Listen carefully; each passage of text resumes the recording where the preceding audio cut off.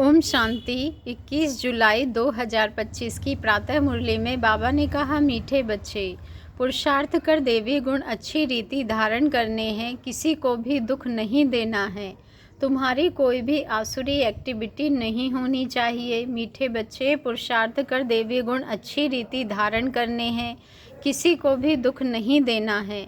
तुम्हारी कोई भी आसुरी एक्टिविटी नहीं होनी चाहिए।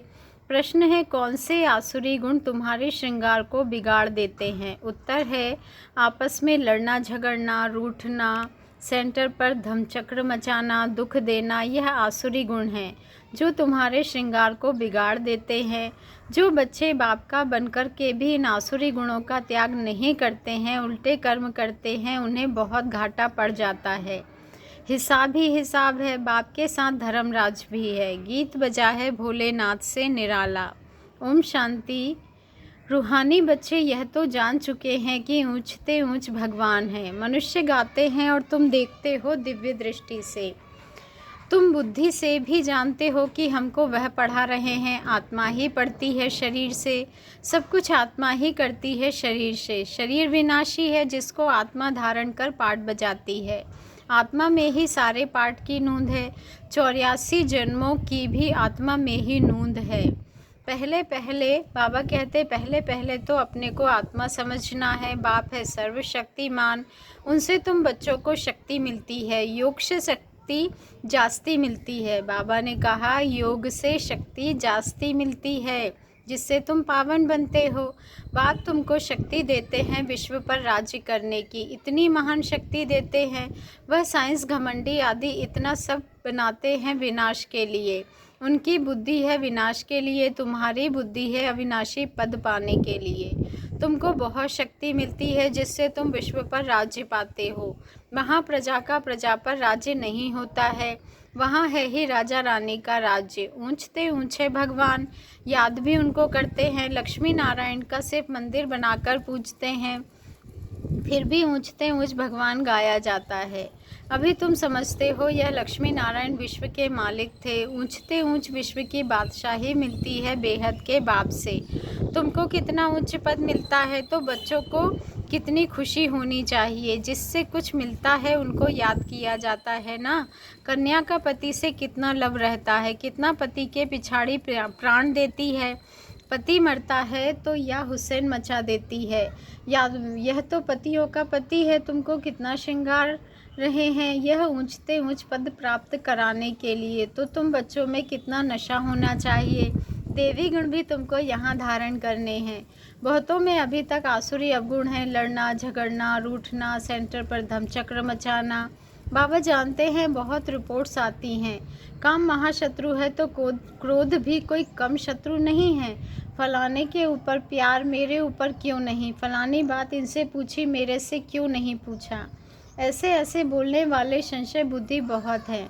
राजधानी स्थापन होती है ना, ऐसे ऐसे क्या पद पाएंगे। मर्तबे में तो बहुत फ़र्क रहता है। मेहतर सफाई कर्मी भी देखो कैसे अच्छे अच्छे महलों में रहते, कोई कहाँ रहते। हर एक को अपना पुरुषार्थ कर देवी गुण अच्छे धारण करने हैं। देह अभिमान में आने से आसुरी एक्टिविटी होती है। जब देही अभिमानी बन अच्छी रीति धारण करते रहो, तब उच्च पद पाओ। पुरुषार्थ ऐसा करना है देवी गुण धारण करने का, किसको दुख नहीं देना है। तुम बच्चे दुख हरता सुख करता बाप के बच्चे हो।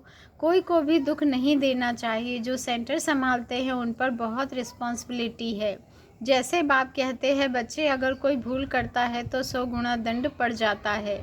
देह अभिमान होने से बड़ा घाटा होता है, क्योंकि तुम ब्राह्मण सुधारने के लिए निमित्त बने हुए हो। अगर खुद ही नहीं सुधरे तो औरों को क्या सुधारेंगे। बहुत नुकसान हो पड़ता है। पांडव गवर्नमेंट है ना, ऊंचते ऊंच बाप है, उनके साथ धर्मराज भी है। धर्मराज द्वारा बहुत बड़ी सज़ा खाते हैं। ऐसे कुछ कर्म करते हैं तो बहुत घाटा पड़ जाता है। हिसाब ही हिसाब है। बाबा के पास पूरा हिसाब रहता है। भक्ति मार्ग में भी हिसाब ही हिसाब है। कहते भी हैं भगवान तुम्हारा हिसाब लेगा। यहाँ बाप खुद कहते हैं धर्मराज बहुत हिसाब लेंगे। फिर उस समय क्या कर सकेंगे। साक्षात्कार होगा, हमने यह किया। वहाँ तो थोड़ी मार पड़ती है, यहाँ तो बहुत मार खानी पड़ेगी। तुम बच्चों को सतयुग में गर्भ जेल में नहीं आना है, यहाँ तो गर्भ महल है। कोई पाप आदि करते नहीं, तो ऐसा राज्य भाग्य पाने के लिए बच्चों को बहुत खबरदार होना है। कई बच्चे ब्राह्मणी टीचर से भी तीखे हो जाते हैं, तकदीर ब्राह्मणी से भी ऊंची हो जाती है, यह भी बाप ने समझाया है। अच्छी सर्विस नहीं करेंगे तो जन्म जन्मांतर दास दासियां बनेंगे। बाप सम्मुख आते ही बच्चों से पूछते हैं, बच्चे देही अभिमानी होकर बैठे हो? बाप के बच्चों प्रति महावाक्य है, बच्चे आत्माभिमानी बनने का बहुत पुरुषार्थ करना है। घूमते फिरते भी विचार सागर मंथन करते रहना है। बहुत बच्चे हैं जो समझते हैं हम जल्दी जल्दी इस नर्क की छीछी दुनिया से जाएं सुखधाम। बाप कहते हैं अच्छे अच्छे महारथी योग में बहुत फेल हैं, उन्हों को भी पुरुषार्थ कराया जाता है। योग नहीं होगा तो एकदम गिर पड़ेंगे। नॉलेज तो बहुत सहज है, हिस्ट्री ज्योग्राफी सारी बुद्धि में आ जाती है। बहुत अच्छी अच्छी बच्चियां हैं जो प्रदर्शनी समझाने में बड़ी तीखी हैं, परंतु योग है नहीं, देवी गुण भी नहीं है। कभी कभी ख्याल होता है अर्जुन क्या क्या अवस्थाएं हैं बच्चों की, दुनिया में कितना दुख है, जल्दी जल्दी यह ख़त्म हो जाए। इंतज़ार में बैठे हैं, जल्दी चले सुखधाम। तड़फते रहते हैं जैसे बाप से मिलने के लिए तड़फते हैं, क्योंकि बाबा हमको स्वर्ग का रास्ता बताते हैं, ऐसे बाप को देखने के लिए तड़फते हैं। समझते हैं ऐसे बाप के सम्मुख जाकर रोज़ मुरली सुने। अभी तो समझते हो यहाँ कोई झंझट की बात नहीं रहती है, बाहर में रहने से तो सबसे तोड़ निभाना पड़ता है, नहीं तो खिटपिट हो जाए। इसलिए सबको धीरज देते हैं, इसमें बड़ी गुप्त मेहनत है। याद की मेहनत कोई से पहुँचती नहीं। गुप्त याद में रहे तो बाप के डायरेक्शन पर भी चले, देह अभिमान के कारण बाप के डायरेक्शन पर चलते ही नहीं। कहता हूँ चार्ट बनाओ तो बहुत उन्नति होगी, यह किसने कहा? शिव बाबा ने। टीचर काम देते हैं तो करके आते हैं ना। यहाँ अच्छे अच्छे बच्चों को भी माया करने नहीं देती। अच्छे अच्छे बच्चों का चार्ट बाबा के पास आए तो बाबा बताए, देखो कैसे याद में रहते हो। समझते हैं हम आत्माएं आशिक एक माशूक की हैं, वह जिस्मानी आशिक माशूक तो अनेक प्रकार के होते हैं। तुम बहुत पुराने आशिक हो, अभी तुमको देही अभिमानी बनना है, कुछ ना कुछ सहन करना ही पड़ेगा। मियाँ मिट्ठू नहीं बनना है। बाबा ऐसे थोड़े ही कहते हड्डी दे दो, बाबा तो कहते हैं तंदुरुस्ती अच्छी रखो तो सर्विस भी अच्छी कर सकेंगे। बीमार होंगे तो पड़े रहेंगे। कोई कोई हॉस्पिटल में भी समझाने की सर्विस करते हैं, तो डॉक्टर लोग कहते हैं यह तो फरिश्ते हैं, चित्र साथ में ले जाते हैं। जो ऐसी ऐसी सर्विस करते हैं उनको रहमदिल कहेंगे। सर्विस करते हैं तो कोई कोई निकल पड़ते हैं। जितना जितना याद बल में रहेंगे उतना मनुष्यों को तुम खींचेंगे। इसमें ही ताकत है। प्योरिटी फर्स्ट कहा भी जाता है, पहले प्योरिटी पीस, पीछे प्रॉस्पर्टी। याद के बल से ही तुम पवित्र होते हो। फिर है ज्ञान बल। याद में कमज़ोर मत बनो, याद में ही विघ्न पड़ेंगे। याद में रहने से तुम पवित्र भी बनेंगे और देवी गुण भी आएंगे। बाप की महिमा तो जानते हो ना, बाप कितना सुख देते हैं। 21 जन्मों के लिए तुमको सुख के लायक बनाते हैं।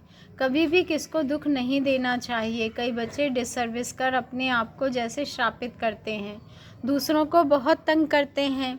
कपूत बच्चा बनते हैं तो अपने आप को आपे ही श्रापित कर देते हैं। डिसर्विस करने से एकदम पट पड़ जाते हैं। बहुत बच्चे हैं जो विकार में गिर पड़ते हैं या क्रोध में आकर पढ़ाई छोड़ देते हैं। अनेक प्रकार के बच्चे यहाँ बैठे हैं, यहाँ से रिफ्रेश होकर जाते हैं तो भूल का पश्चाताप करते हैं। फिर भी पश्चाताप से कोई माफ़ नहीं हो सकता है। बाप कहते हैं क्षमा अपने पर आपे ही करो, याद में रहो। बाप किसको क्षमा नहीं करते हैं, यह तो पढ़ाई है, बाप पढ़ाते हैं। बच्चों को अपने पर कृपा कर पढ़ना है, मैनर्स अच्छे रखने हैं। बाबा ब्राह्मणी को कहते हैं रजिस्टर ले आओ। एक एक का समाचार सुनकर समझानी दी जाती है तो समझते हैं ब्राह्मणी ने रिपोर्ट दी है और ही जास्ती डिसर्विस करने लग पड़ते हैं। बड़ी मेहनत लगती है, माया बड़ी दुश्मन है। बंदर से मंदिर लायक बनने नहीं देती है।